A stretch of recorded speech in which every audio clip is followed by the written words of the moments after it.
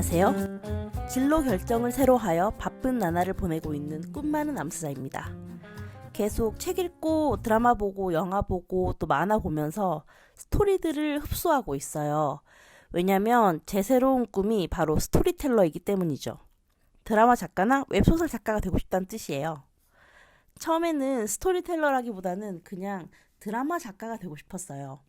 제가 최근에 오소매 붉은 끝동이라는 드라마에 큰 감명을 받아서 난리가 나지 않았습니까?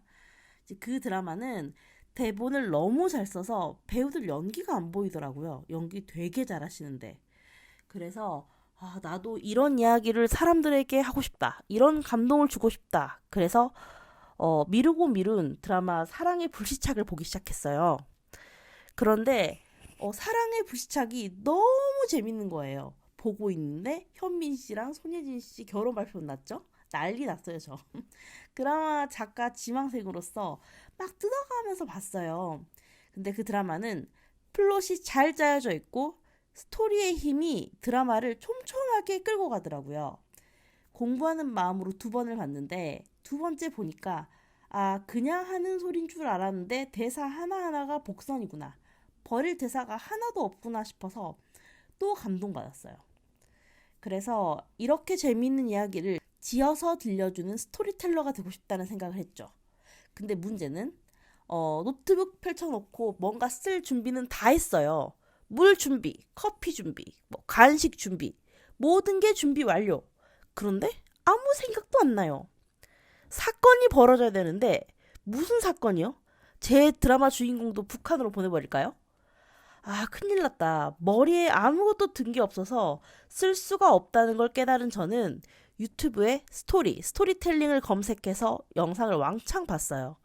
그 영상들 속에서 추천하는 소설들이 있었고 저는 그동안 그 책들을 열심히 읽었어요. 오늘은 그 책들 중 하나, 우리나라 중학생, 고등학생들이 아주 많이 본 소설, 손원평 작가님의 아몬드입니다. 이 책의 장르는 영 어덜트 소설이래요. 어른을 위한 동화이면서 청소년을 위한 소설인 거죠. 제가 저희 학생들의 추천을 받아서 체리새우라는 진짜 청소년 소설을 읽은 적이 있는데 좀 못 보겠더라고요. 재미가 없는 건 아닌데 그 어른이 흉내내는 아이 말투로 글이 쓰여 있더라고요. 기분 짱이다, 캡이다, 캡쇼이다 이런 거. 요즘 애들 이렇게 말 안 해요. 물론 모든 단어를 다 줄여요. 그렇지만 저희 세대처럼 짱, 캡 같은 단어를 만들어 쓰진 않아요. 그게 요즘 청소년 말투의 특징인데요. 그 어른스러운 척 하려고 그러는 것 같아요. 그러면서도 어쩔 TV, 루빙뽕 이런 건 쓰긴 해요. 그래서 청소년 이야기를 듣고 싶으면 어른이 어른을 위해 청소년기에 대해 쓴 소설을 봐야 하는구나 생각했어요. 용어 문제가 있어서요. 진짜 청소년 소설을 읽기엔 내가 너무 노쇠했구나를 깨달았는데 이 책은 아몬드는 전 세대가 다 읽을 수 있는 책인 것 같아요. 주제도 마음에 들고 인물도 색깔이 뚜렷하고 이 책의 주인공은 선천적 사이코패스 소년이에요. 아몬드가 뇌 속에 있는 편도체를 비유한 말이고요. 편도체가 비정상적으로 작아서 감정을 느끼지 못하는 그러나 선량한 소년에 대한 이야기예요. 예전에 드라마 나쁜 녀석들 기억나세요?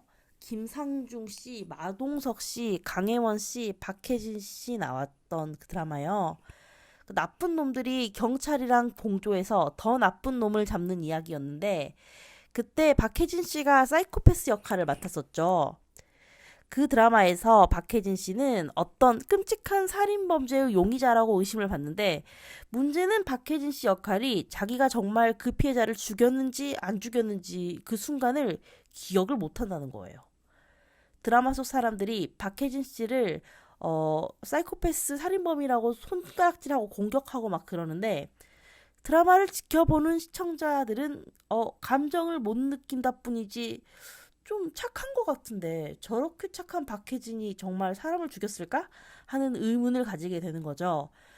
결국 끝에 가서 누명이었다는 게 밝혀지고요.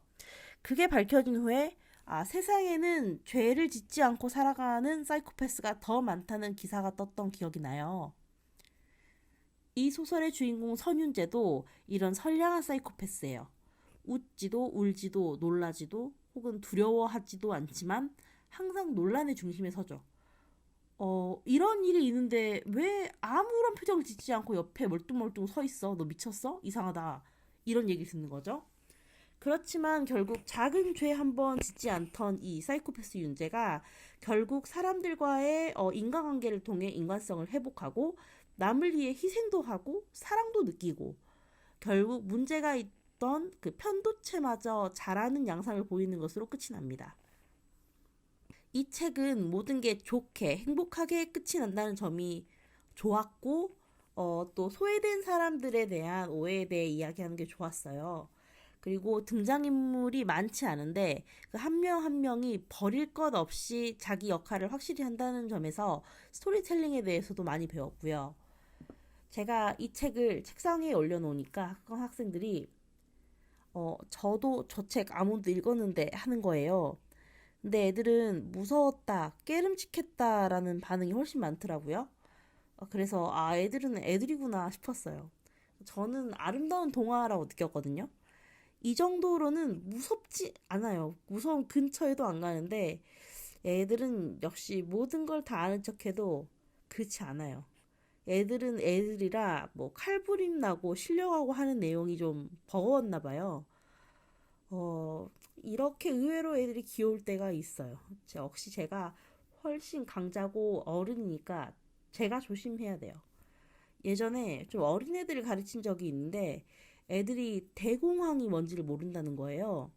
그래서 저는 누군가가 대공황을 모른다는 것에 놀라서 선생의 사명감으로 열심히 설명을 했어요.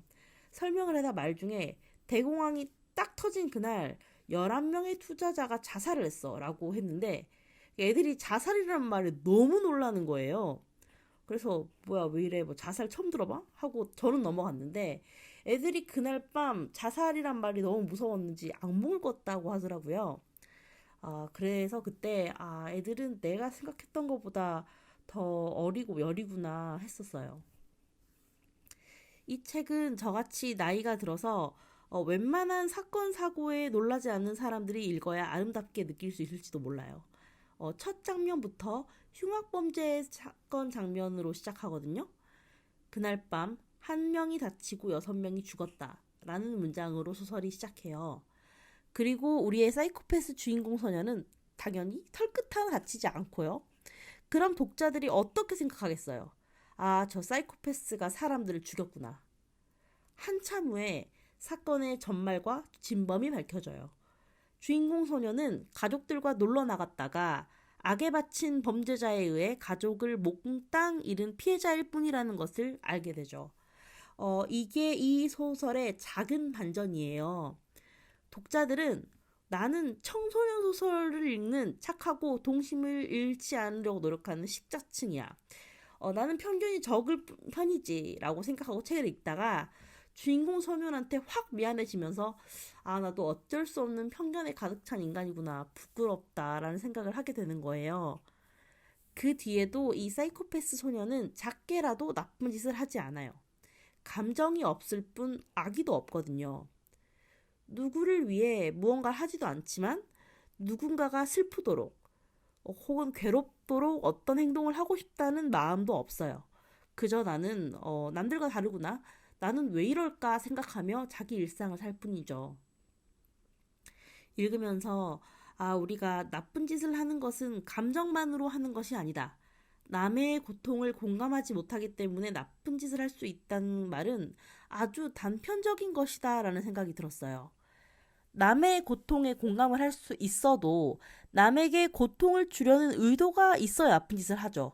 혹은 저 사람이 고통을 받더라도 그게 저 사람한테 안 좋은 건 알겠는데 나한테 이익이 된다라는 계산이 있어야 나쁜 짓을 하는 거였지 하는 걸 새삼 깨달았어요. 그렇다면 감정이 없다는 이유로 아직 죄를 짓지도 않았는데 예비 흉악범인 것처럼 따가운 눈총을 받는 선천적 사이코패스들에게 우리가 너무 나쁘게 넘겨짚고 있는 건 아닌가?